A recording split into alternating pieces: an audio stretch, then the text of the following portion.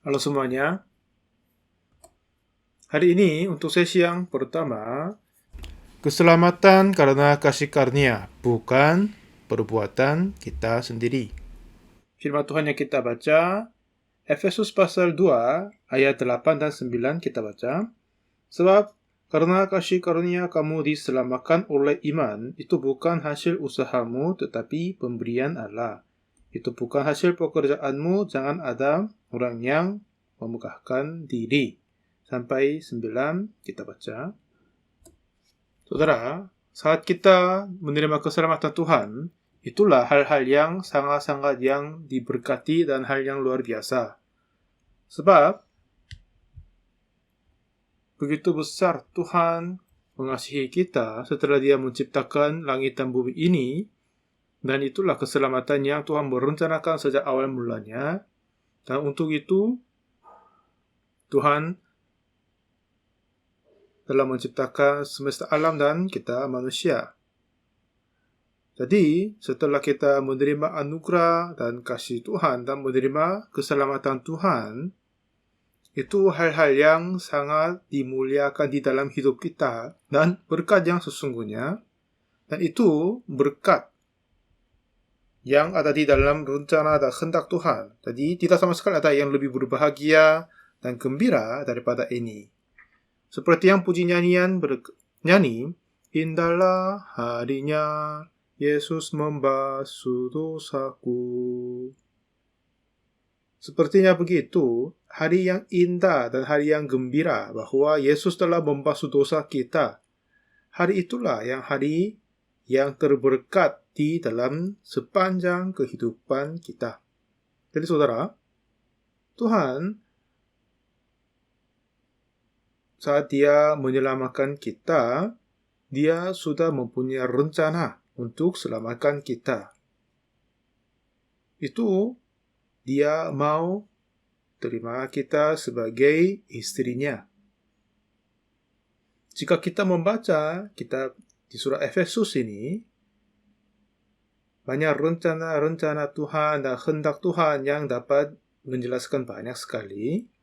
Di Efesus pasal 1 ayat 3 juga berkata, terpujilah Allah dan Bapa Tuhan kita, Yesus Kristus yang dalam Kristus telah mengaruniakan kepada kita segala berkat rohani di dalam surga.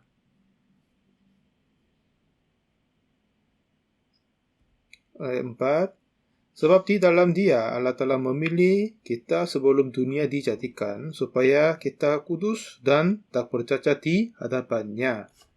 5. Dalam kasih, Ia telah menentukan kita dari semula oleh Yesus Kristus untuk menjadi anak-anak-Nya sesuai dengan kelelahan kehendak-Nya. Jadi saudara, sebelum penciptaan, di dalam Yesus Kristus dan oleh Yesus Kristus, Dia telah memberi semua berkah rohani di dalam surga, dan oleh Yesus Ia membuat kita kudus dan tak bercacat, dan oleh Yesus Ia telah menjadi kita menjadi anak-anak-Nya. Inilah hendak Tuhan kepada kita dan rencananya juga. Jadi saudara, jika kita tidak tahu tentang hati Tuhan, banyak orang akan salah paham bagian semuanya dan membenci dan begitunya. Ada seorang saudari yang buta yang saya kenal lama. Satu ketika saudari itu telepon kepada saya. Setelah saya mengunjungi jemaat dan pulang di gereja, baru setelah saya pulang, dapat telepon daripadanya. Katanya, Pak Pendeta, suamiku tidak sama sekali keluar dari kamarnya sepanjang minggu, dan terus dia mabuk di dalam kamarnya. Apa Pak Pendeta bisa kunjung ke tempat kami? Apa bisa enggak? Dia bertanya. Jadi saya setuju, oke baik Bu, saya akan langsung berangkat. Begitu, saya datang di sana dengan istriku. Setelah saya kunjungi di tempatnya, dan setelah saya menekan bel, Dan ternyata di dalamnya gelap sekali. Sebab saudara ini adalah seorang buta dan yang suami juga adalah seorang buta. Jadi suami istri ini memang tidak sama sekali pernah menyala lampu di dalam rumahnya. Tetapi untuk kami, mereka menyala lampu setelah kami masuk ke dalam rumahnya. Sebab ada tamu dari datang kan. Akhirnya suami yang ada di dalam kamar keluar dan duduk di ruangan tamu. Dan dari sana saya duduk dan tanya kepadanya. Emang saya sudah pernah ketemu sekali kepadanya. Dan saya berkata, halo Papa, gimana, ada apa yang terjadi? Apakah ada sesuatu yang terjadi? Saya tanya. Yang suami itu berkata, Pak Pendeta, saya merasa sedih sekali. Saya ingin bunuh diri. Oh ya, jadi apa? Ada apa yang terjadi? Ada apa? Kenapa? Saya tanya. Dan suami itu terus lanjut berkata, ya Pak Pendeta, orang tuaku, kenapa dia melahirkan begitu yang banyak kekurangan dan cacat? Aku merasa sedih sekali. Aku membenci orang tuaku. Begitu, orang itu yang lahir sebagai orang buta dan juga dia mempunyai beberapa penyakit. Dan setelah dia memang menerima jabatan di perusahaan-perusahaan yang baik dan tadinya dia dapat hasil uang, tetapi padahal memang tubuh dia sendiri ada diabetes dan juga ada beberapa penyakit-penyakit yang tetap buta. Jadi, setelah dia terasa keadaan yang buruk itu terjadi sulit baginya.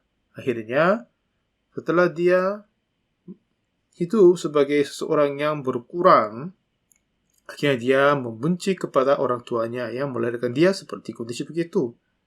Waktu itu saya berkata kepada suami itu bahwa ya apa, jangan membenci kepada orang tuamu karena orang tuamu adalah yang melahirkan Anda, bukan menciptakannya. Di dalam kitab, di dalam kandungan ibu, siapa yang menciptakan kita adalah Tuhan, ya kan? Jadi Tuhanlah yang menciptakan kita. Dan dia membentuk kita dan membuat kita adalah hanya Tuhan saja. Jadi, jangan membenci kepada orang tuamu, saya bilang. Dan memang semua orang tua yang dunia ini, mereka ingin memberi kehidupan yang terbaik kepada anaknya, kan? Jadi, jika mereka mampu ya, pasti mereka akan melahirkan anaknya yang paling baik dan tidak sama sekali ada masalahnya. Jika mereka sudah mampu, pasti semua orang tua di dunia akan ingin begitu. Tetapi, siapa yang membentukkan kita adalah Tuhan. Hanya orang tua adalah hanya yang melahirkan saja. Jika seseorang anaknya lahir sebagai yang cacat dan berkurang, dan mereka akan merasa sedih dan susah melihat anaknya yang menderita, betapa menderita kepada orang tuanya juga. Orang tua juga merasa sedih hati juga. Jadi, kepada mereka, orang tua yang merasa sedih kepada keadaan-keadaan ini, ya jangan membenci kepadanya juga. Begitulah, terus saya konsultasi sama bapak itu dan pulang.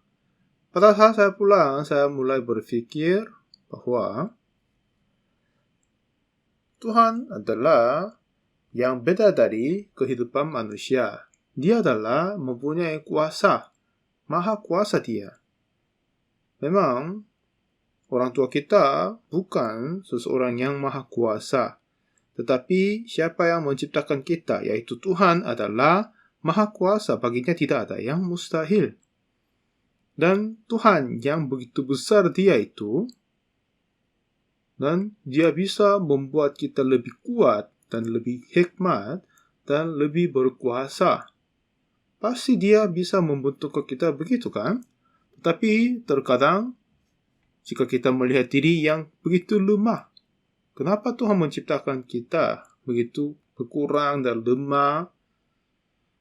Dan juga kenapa Adam dan Hawa ditipu, digoda oleh ular? Akhirnya kenapa Tuhan buat ular, dan kenapa Tuhan membuat buah yang pengetahuan yang baik dan yang jahat itu? Sepertinya banyak yang hati yang kita merasa tidak enak bagi Tuhan kan? Tetapi saudara, jika kita sesungguhnya merasa hendak Tuhan dan mengetahui tentang rencana Tuhan kepada kita, itulah hal-hal yang heran sekali. Jika kita membaca Alkitab, di Kejadian pasal 1, Tuhan menciptakan Adam dan Hawa. Mereka adalah pemula dari segala penciptaan dari Tuhan. Dan sesuai dengan kitab, setelah Tuhan mau menciptakan kita, dan maksud dan kesimpulan dari penciptaan adalah Yesus Kristus.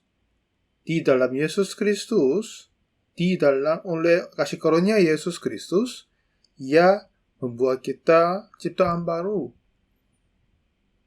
Dan dengan kebenaran Yesus Kristus dan kekudusan Yesus Kristus dan hidup Yesus Kristus, dan anak Allah yang dikuduskan, disempurnakan. Inilah apa yang Tuhan mau menciptakan kita.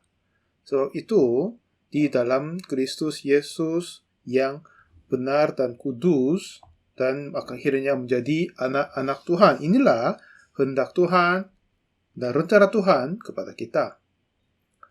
Jika kita baca Efesus, Kristus telah mengaruniakan kepada kita segala berkah rohani di dalam surga.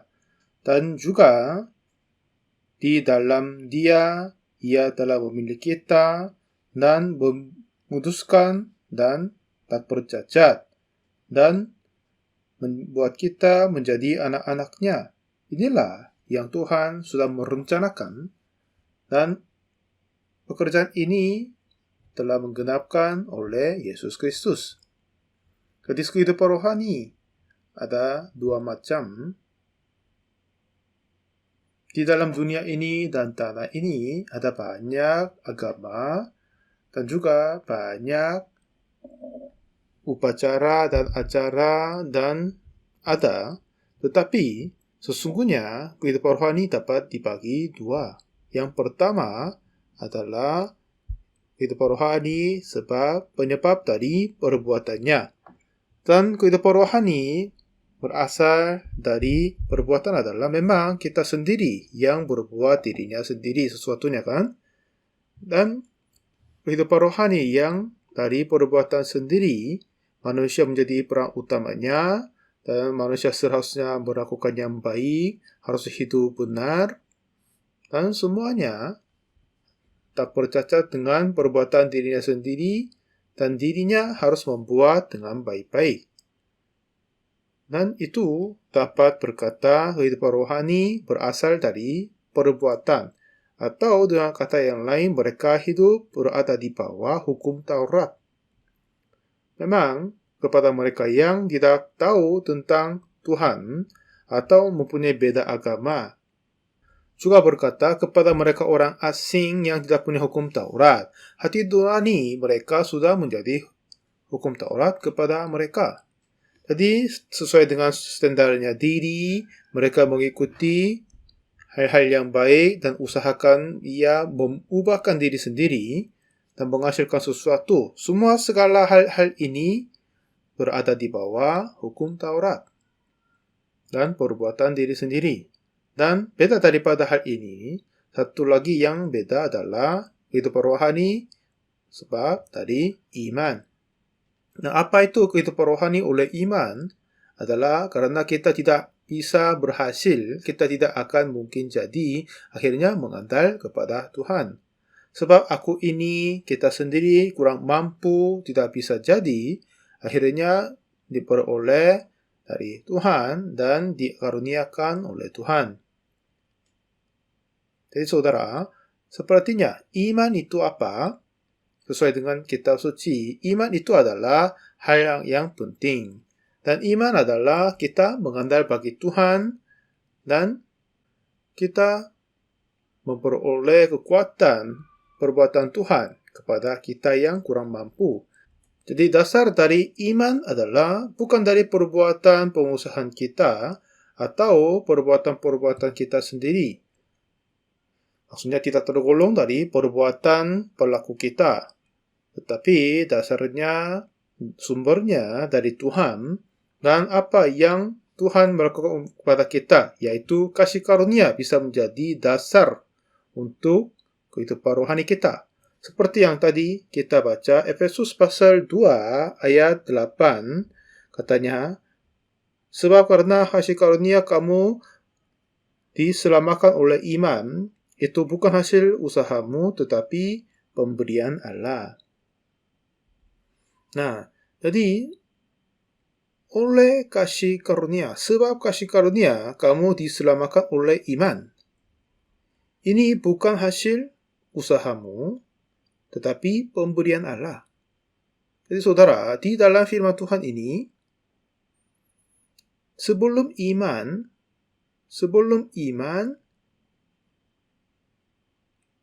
sebab karena kasih karunia. Jadi sebelum ada iman, ada yang kasih karunia daripada Tuhan. Itu sudah ada terlebih dahulu. Jadi apa yang Tuhan siapkan kasih karunia bagi kita adalah Yesus Kristus. Jadi saudara, Tuhan Yesus Kristus dan kasih karunia daripadanya adalah yang disiapkan oleh Tuhan, adalah Tuhan mengutus Yesus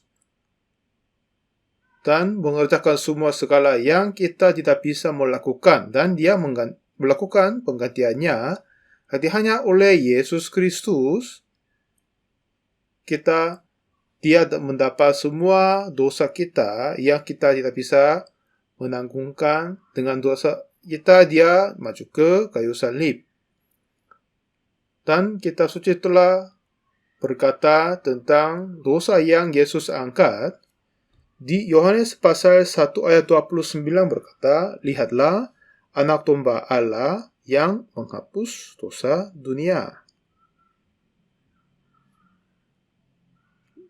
Jadi Tuhan Yesus tidak sama sekali mengangkat hanya satu orang yang tertentu, atau satu bangsa atau satu negara juga. Tetapi Tuhan Yesus telah mengangkat semua dosa dari semua orang. Ini kata firman Tuhan. Dan Yohanes 3 ayat 16 berkata, karena begitu besar kasih Allah akan dunia ini, sehingga ia telah mengaruniakan anaknya yang tunggal, supaya setiap orang percaya kepadanya tidak binasa, melainkan beroleh hidup yang kekal. Jadi, Tuhan Yesus telah datang dan telah mengangkat semua dosa dari semua dunia ini, dan dengan itu dia menuju kepada kayu salib, dan dari sana dia telah sudah menerima semua penghukuman, penghakiman karena dosa kita. Dan Yesus sendiri datang sebagai korban yang tak bercacat, anak dari perempuan diperanakan oleh Roh Kudus, dan datang sebagai korban penghapus dosa yang tak bercacat. Dan dia telah mengangkat semua dosa dunia untuk selama-lamanya, dan sebagai upah dosanya ia mati atas kayu salib. Begitulah telah membayar lunasin semua dosa kita dan telah menyelesaikan semua pengampunan dosa. Pada saat Tuhan Yesus berkata di Yohanes pasal 19 ayat 30, kata dia terakhir adalah sudah selesai. Jadi saudara, jadi maksudnya apa? Dia telah datang untuk menyelamatkan kita dari dosa kita dan mengampuni dosa kita. Dan biar dia buat kita menjadi satu dengan Tuhan dan menjadi anak-anak Allah. Yesus datang sebagai juru selamat dan dia telah menghapuskan, meniadakan semua dosa kita dan selamatkan kita dari dosa. Dan semua segala pekerjaan-pekerjaan ini telah menyelesaikan, digenapkan oleh Tuhan sendiri. Jadi, inilah apa yang Tuhan melakukan kepada kita oleh Yesus Kristus, yaitu kasih karunia. Jadi, darah Yesus telah mengampuni dosa kita. Darah Yesus telah menyucikan kita dari dosa. Jadi, tidak hanya dosa yang kita berbuat sejak lahir sampai hari ini, tetapi sampai kematian kita pun juga. Tidak hanya dosa yang kita berbuat sampai sekarang, tetapi sampai kematian kita, semua dosa-dosa kita ini telah Yesus angkat dan dia membayar lunasin semua upah dosa kita dari ganti kita. Inilah Tuhan mau memberikan kasih karunia kepada kita melalui Tuhan Yesus. Jadi, kita tidak hidup sesuai dengan kehendak kita sendiri dan melakukan baik-baik, atau bagaimana kita berusaha hidup kudus, berusaha, tetapi dengan perbuatan diri sendiri kita tidak bisa datang kepada Tuhan. Tidak sama sekali orang yang bisa membenarkan diri oleh melakukan hukum Taurat. Jadi, Roma 3 ayat 23 berkata, semua orang telah berbuat dosa dan telah kehilangan kemuliaan Allah. Nah, ini berkata perbuatan kita dan bentuk kita sendiri. Dengan perbuatan manusiawi sendiri, dengan kondisinya sendiri, tidak seorang pun dapat masuk ke dalam kebenaran Allah, kekudusan Allah, dan kemuliaannya, yaitu surga. Tetapi, ayat 24 berkata, dan oleh kasih karunia, telah dibenarkan dengan cuma-cuma karena penebusan dalam Kristus Yesus. Jadi saudara, oleh kasih karunia apa? Dengan cuma-cuma telah dibenarkan. Jadi kasih karunia ini adalah yang Tuhan siapkan untuk kita, yaitu Yesus Kristus. Dia sendiri mengangkat semua dosa kita dan mati atas kayu salib, yaitu penebusan itu. Dengan itulah kita semua telah dibenarkan dengan cuma-cuma. Ini apa yang Alkitab sudah berkata kepada kita. Jadi saudara, iman itu adalah apa yang Tuhan memberikan kepada kita melalui Yesus Kristus. Iman berdasar daripadanya. Jadi Efesus pasal 2 ayat 8.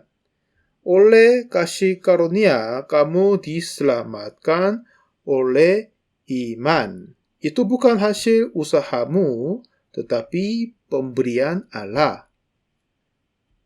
Itu bukan hasil pekerjaanmu. Jangan ada orang yang memegahkan diri. Jadi saudara, di sini apa yang penting adalah ini bukan hasil pekerjaanmu katanya, ya kan? Ini bukan hasil pekerjaanmu, tetapi pemberian Allah. Bukan hasil pekerjaanmu. Jangan ada orang yang memegahkan diri. Ini apa yang Efesus berkata. Jadi saudara, ini bukan kita yang menciptakan, membuatkan dari perbuatan kita semua. Ini maksudnya kan? Jadi, perbuatan kita atau kondisi kita tidak sama sekali tersangkutan samanya, hanya oleh kasih karunia saja. Jadi saudara, apakah kalian pernah ke Korea, pantai Haeundae di Busan? Itu tempat yang indah, wisata pantai yang terkenal di seluruh dunia. Dan pantai-pantai itu ya disukai oleh banyak orang dan sudah terkenal. Dan di sana ada Pulau Dongbek. Dan sebelah kanan dari Pulau Dongbek itu juga ada pulau namanya Oryuk.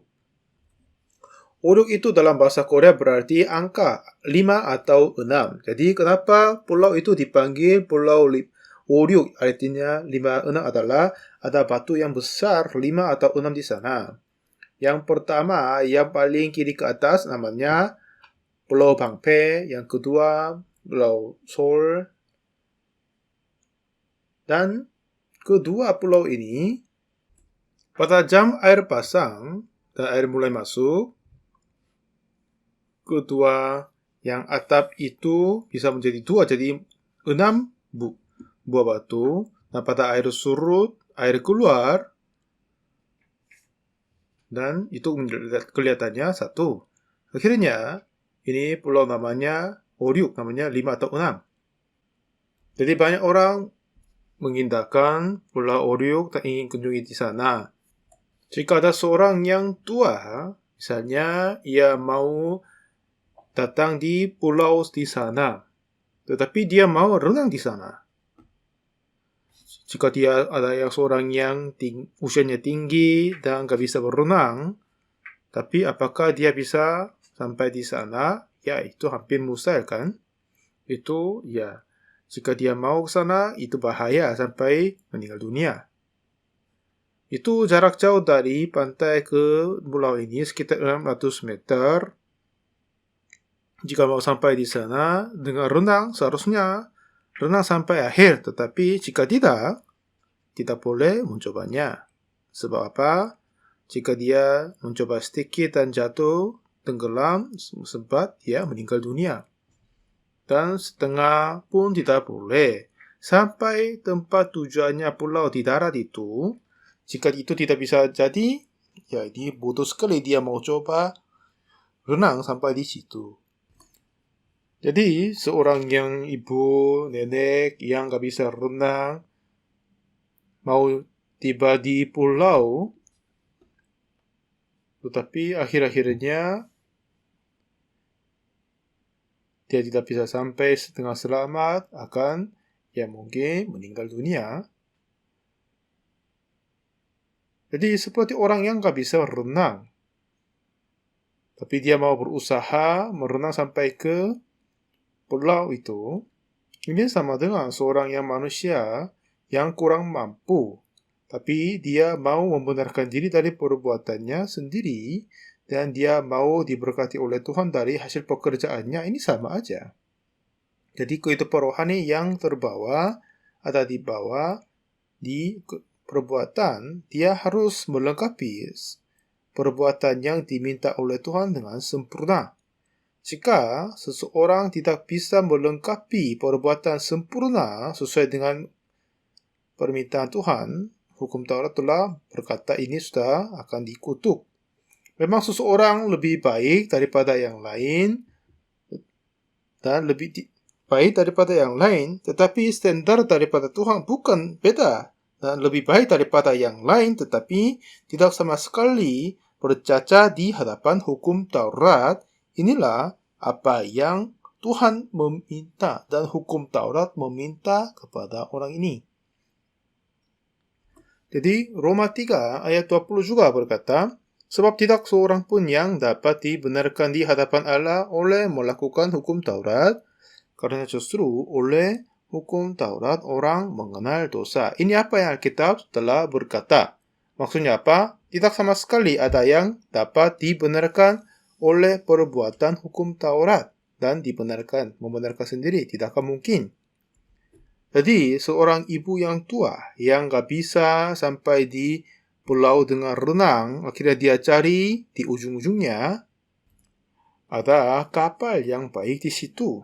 Dan dia datang di tempatnya kepada yang pemuda di situ. Apa?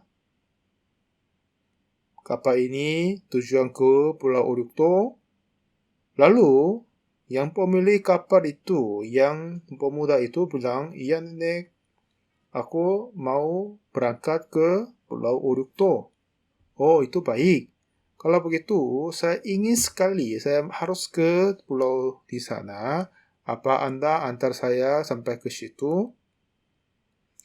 Kalau begitu, yang si muda itu, oh iya, baik, nggak apa-apa. Saya akan antar Anda sampai ke Pulau Urukto. Jika dia berkata begitu, iya silakan naik. Begitu dia antar ibu sampai ke kapal. Dan kemudian dia naik di kapal, ternyata ada tempat yang kursi yang baik, bisa santai berbaring, dan juga ada kue dan buah-buahan yang baik-baik, yang enak. Dan yang pemilik kapal berkata, iya, coba duduk dan santai dan sambil makan, minum ini. Kalau gitu aku akan antar Anda sampai ke Pulau Urukto.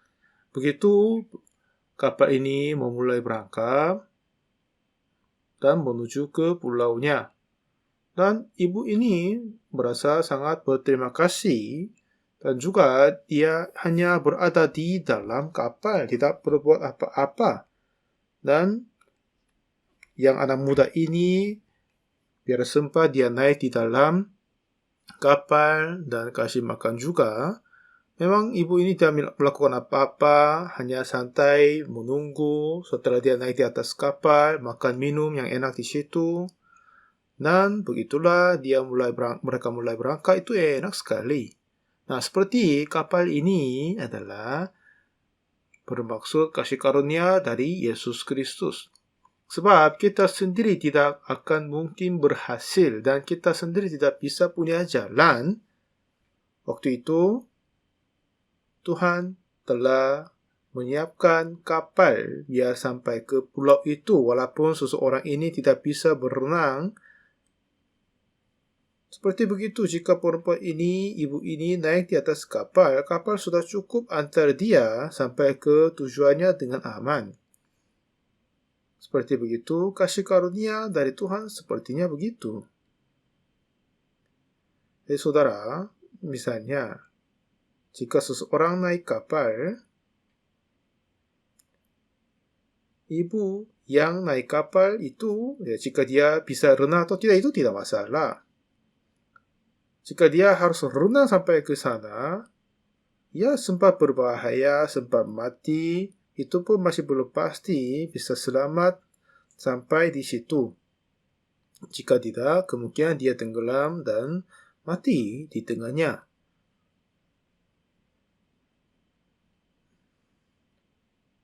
Tetapi sebab ibu ini tidak bisa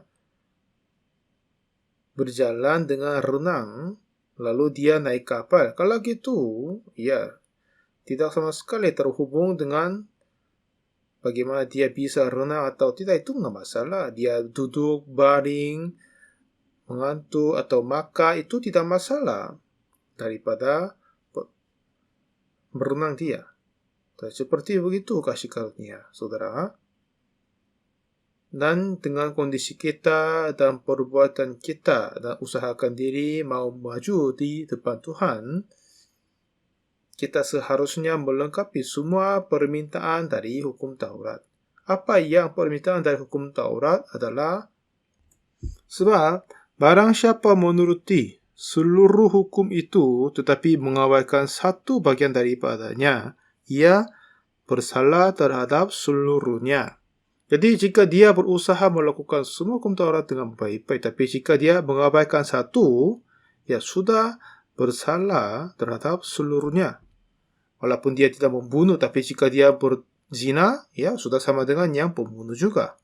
Walaupun dia tidak berzina, membunuh, tapi jika dia mencuri, sudah dia melanggarkan hukum Taurat.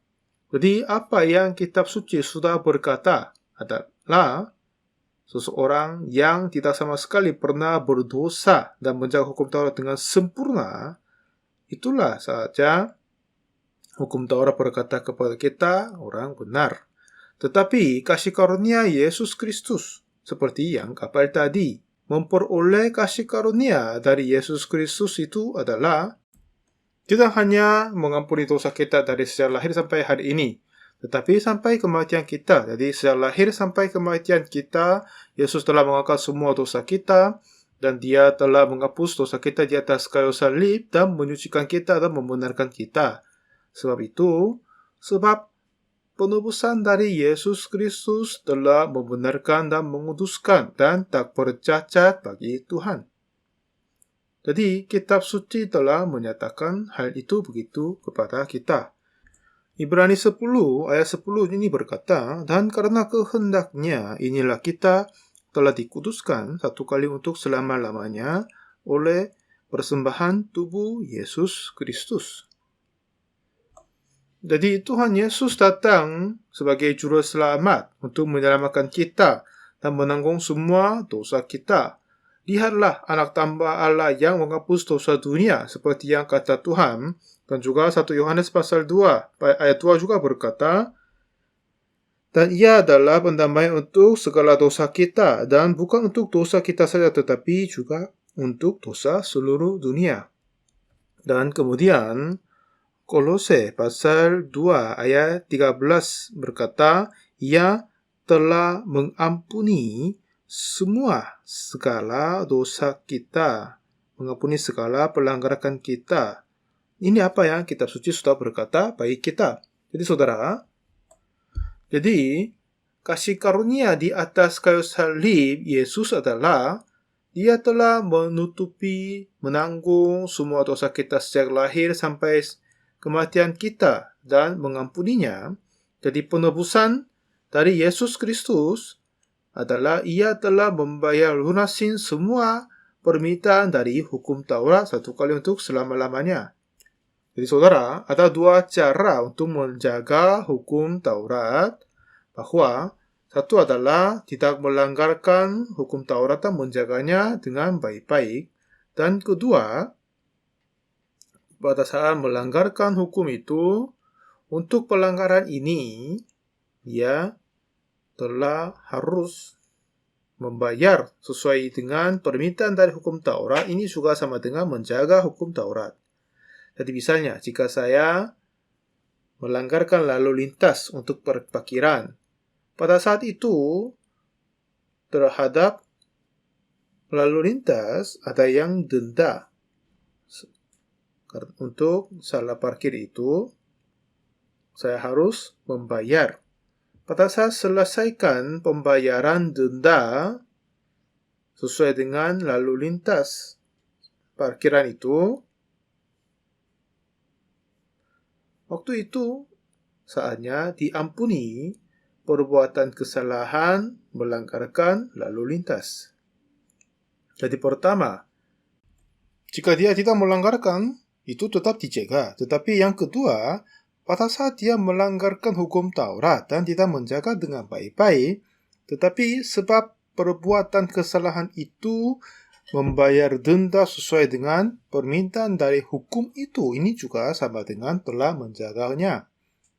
Jadi kita semua lahir di dalam Adam dan sebagai orang-orang berdosa, dan dengan perbuatan kita, hasil usaha kita tidak akan mungkin bisa menjaga semua perintah Tuhan.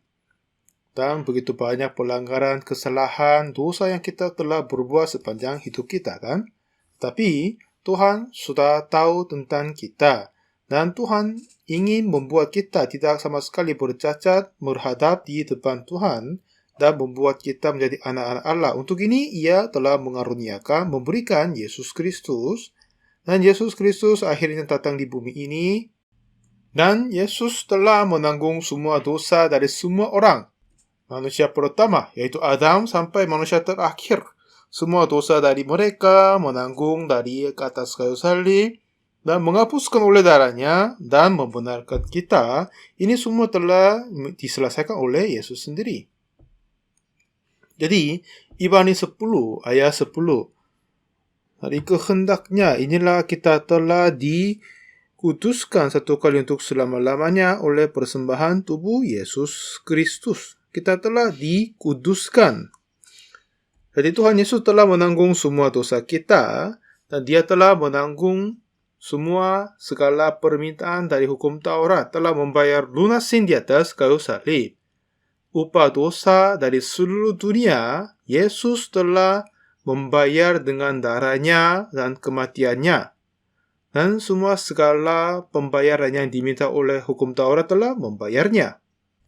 Dengan pembayaran Yesus Kristus, yaitu pengorbanan tubuhnya sendiri, kita dikuduskan. Ini apa yang Kitab Suci telah berkata bagi kita. Kalau begitu, kekudusan kita ini yang kita terima, itu tidak berasal dari perbuatan kita, tetapi hanya oleh Yesus yang membayar upah dosa kita dan penebusannya dan kasih karunia-Nya. Jadi saudara, jika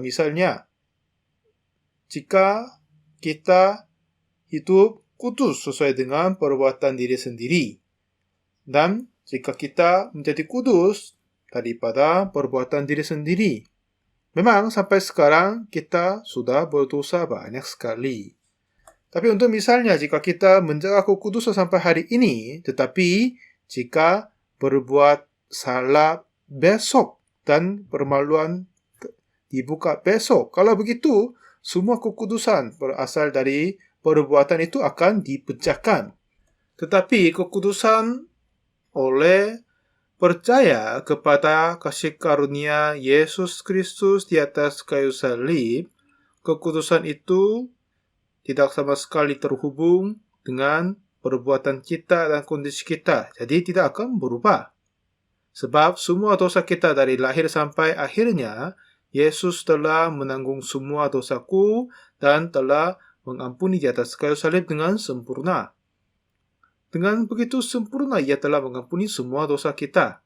Jadi, setelah kita dibenarkan oleh iman kepada Yesus Kristus, dasar iman itu tidak karena perbuatan kita, tetapi hanya penebusan di atas kayu salib oleh Yesus Kristus.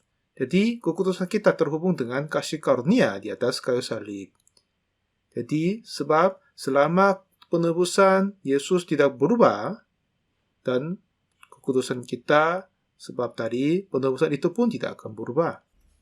Jika ada yang mau menghancurkan kekudusan yang kita terima ini, seharusnya membuat time machine dulu setelah ini naiknya dan pergi ke 2000 tahun lalu, dan seharusnya menahan Yesus tidak akan mati di atas kayu salib.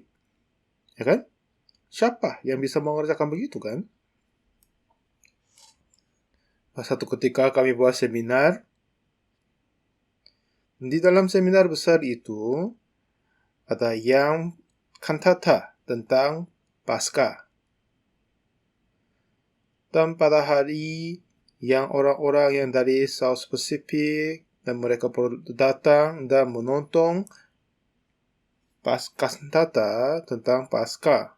Dan dengan begitu Tuhan Yesus diambil dan dipukul dari tentara Roma dan dipaku di kayu salib oleh tentara Roma.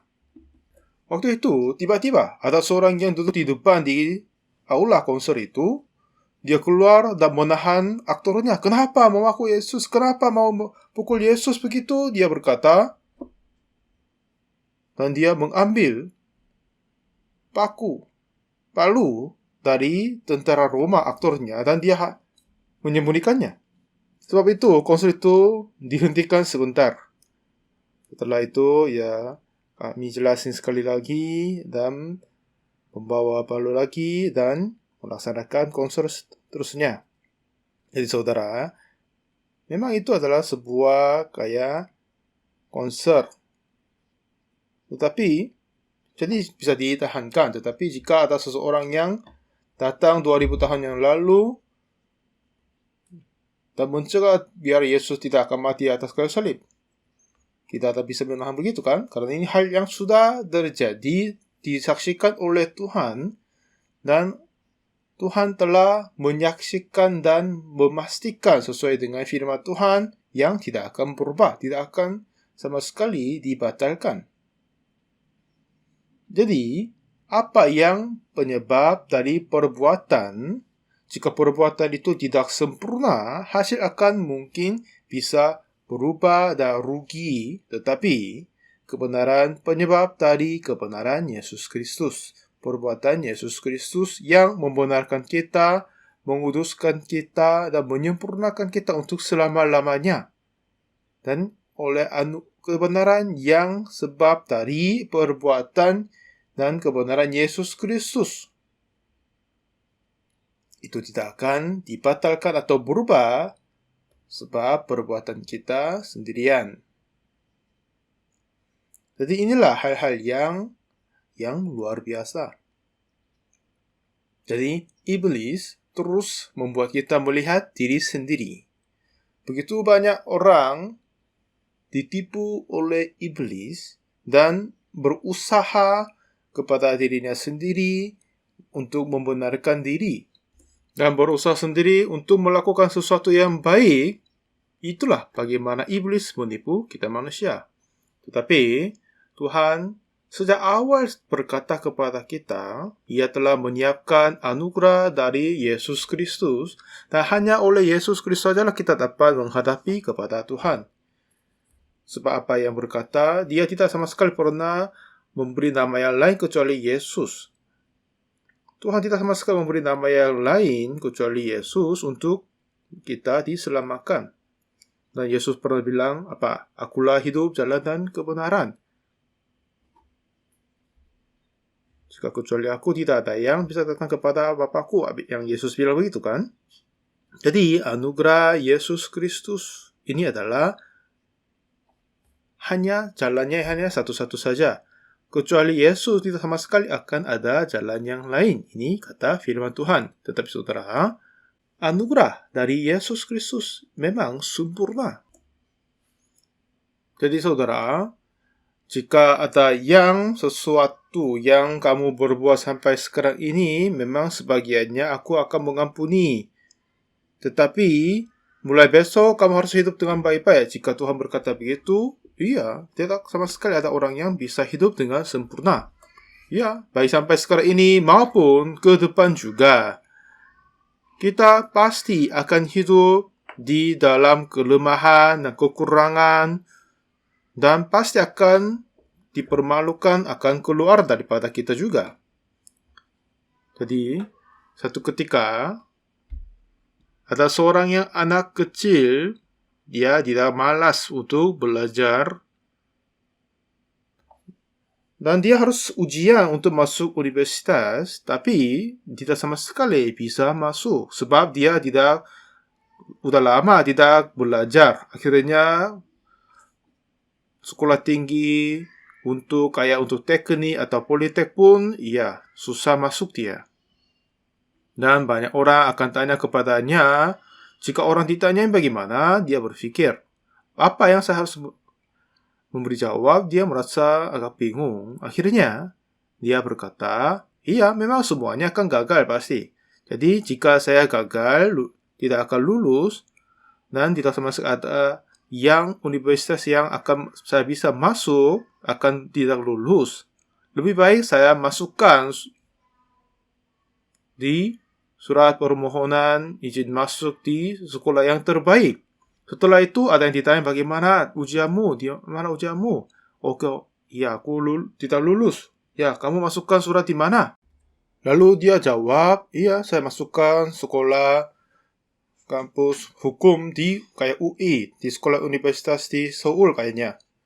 Setelah dia mendaftarkan di sana dan dapat ujian, tapi memang tidak ada tahu apa-apa kan, jadi tidak ada yang merasa sulit karena tidak sama sekali ada pengetahuan tentang ilmu-ilmuwan, dan dengan begitu sederhana tulis jawab dengan bagaimana ada, lalu dia menyelesaikan. Tetapi pada tahun itu dengan kebetulan, sebab biasanya terlalu banyak orang biasanya daftarkan di situ, tapi sebab banyak orang takut untuk gagal, dan siapa yang mendaftarkannya menjadi berkurang. Akhir-akhir ini, jika sekolah-sekolah yang terbaik seharusnya ada yang pembatasan, tapi zaman yang sebelumnya tidak ada. Waktu dosen-dosen memberi nilai kepadanya, ada seorang murid yang aneh dan dapat ujian. Nilainya sudah tidak bisa lulus. Tetapi kenapa dia mau daftarkan sekolah hukum di Seoul National University. Dia merasa bingung. Lalu dosen-dosen itu saling berbicara bahwa, ya siapakah ini yang ingin sekali mau masuk ke sekolah hukum di sekolah Universitas Seoul ini? Akhirnya dia sudah tahu dia tidak akan masuk tapi dapat ujian di sini. Dan kebetulan kami ada berkurang menerima mahasiswa baru. Kalau begini, coba kita masukkan dia di dalam kampus kita. Bagaimana? Para dosen berbicara tentang mereka. Tentangnya, iya, jika ada seorang murid yang sungguh begitu ingin masuk ke dalam sekolah ini, lebih baik kami terima dia. Begitu dosen-dosen memutuskan akhirnya izin dia masuk. Setelah mereka memutuskan akan kasih izin masuk, tapi ada seorang yang lain berkata, hei para dosen, jika anak muda ini, walaupun dia dimasukkan di dalam kampus ini, pasti dia sulit untuk kejar bagaimana kami ajar dia. Tidak hanya memasukkan dia, tetapi seharusnya menjaga dia, melindungi dia dengan baik-baik, biar dia bisa ikut pembelajaran seperti yang lain-lain. Coba kita bantu dia. Begitu mereka memutuskan. Jadi, setelah dia masuk, saya masih kurang tahu apa yang terjadi setelahnya itu. Tetapi para dosen mempunyai keinginan biar mereka yang masuk, dan para dosen bertanggung jawab menjaganya, bantu dia biar sampai lulus. Kalau mereka saling setuju begitu, ya anak ini akan belajar dan lulus, ya kan? Nah, seperti yang ini dapat boleh dikatakan kasih karunia, ya kan?